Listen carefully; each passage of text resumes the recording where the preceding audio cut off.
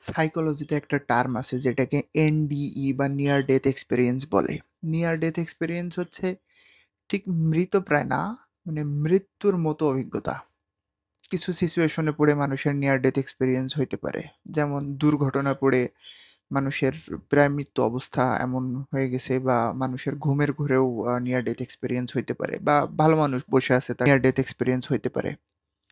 এই এনডিই ব্যাপারটা এমন একটা সাইকোলজিক্যাল ব্যাপার যেটা হচ্ছে ধর্মীয়, সামাজিক, কালচারাল যে কোনো ব্যাপারেরও ঊর্ধ্বে।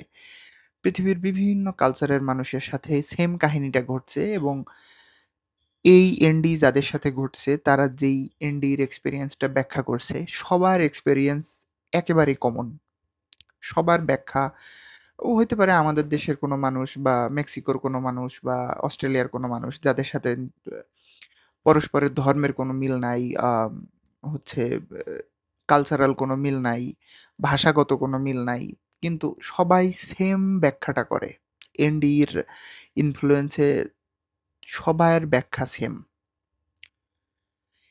এই নিয়ার ডেথ এক্সপেরিয়েন্স এমন একটা জিনিস, এমন প্রোফাউন্ড একটা জিনিস, যেটা মানুষের জীবনের মোড় ঘুরিয়ে দিতে পারে।